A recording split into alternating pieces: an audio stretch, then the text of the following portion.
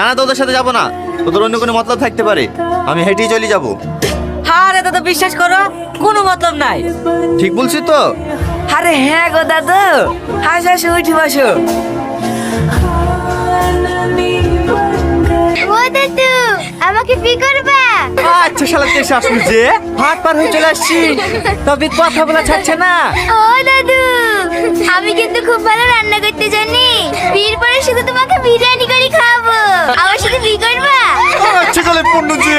এই তুই বকে শুনি তো, তোর কথা শুনি দাদু রেগে যাইছে। দাদা আমাকে বি করবে, তাই না দাদু?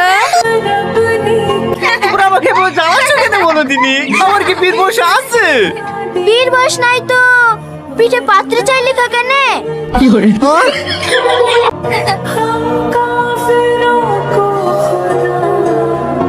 এইবার বুঝতে পেরেছি, আসলে দেশ খারাপ না, আমাদেরও সবার